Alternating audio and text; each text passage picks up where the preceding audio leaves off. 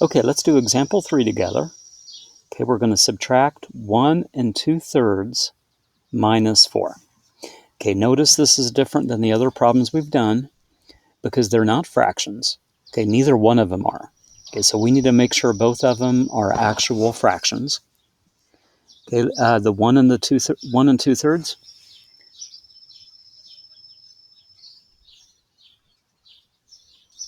I think most of you either did backwards C to change a mixed number into an improper fraction. Kind of going along in a backwards C. And some of you said that you did multiply, add, drag. Okay, so either way you do it, if you do multiply, add, drag, or backwards C, you're basically doing the same thing. Okay, you want to multiply the 1 and the 3. That's the multiply. And then you want to add the 2. And then you want to drag over the 3. Okay, so you're going to do multiply 1 times 3, which is 3. Add 2, which is 5. And then drag over this 3. Okay, so we get 5/3. 5/3. I'm going to have to erase that because I'm going to need this again. Okay, so 1 2/3, we're going to change that to 5/3. Okay, now 4 also is not a fraction. But to change a whole number to a fraction, just divide it by 1.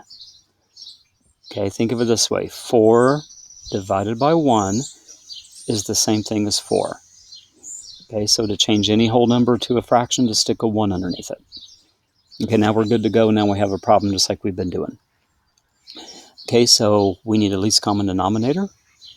Okay, we need the smallest number that 3 and 1 divides into. If you want to do this in the text box, you could start counting by 3s.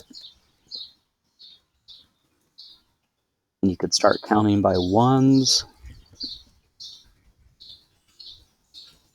And just see that 3 is the first common number you get to. Okay, so 3 is the least common denominator. Okay, now we're going to do like we did before. Okay, we want both fractions to be written with the new denominator of 3.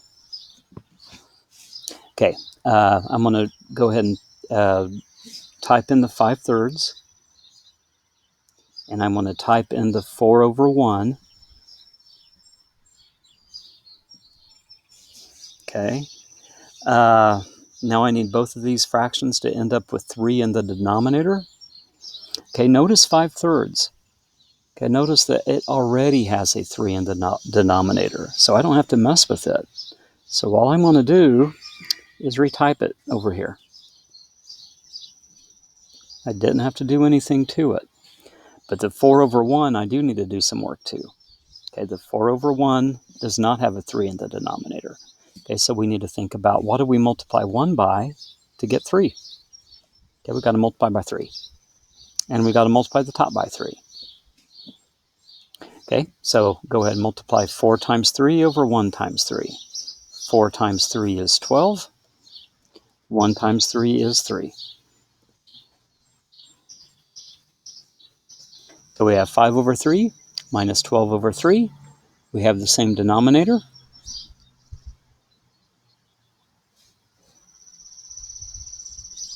Now we have 5 minus 12 all over 3.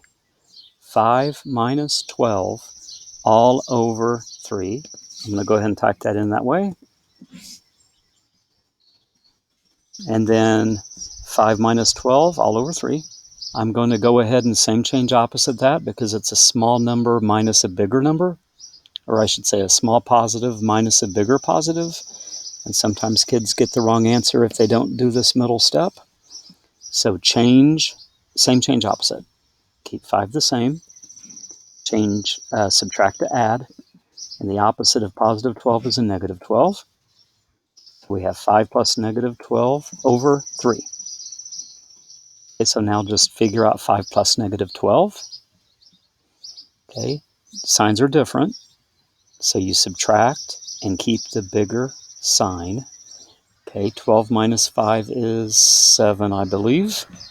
And the bigger number is negative. The 12 is bigger and it's negative.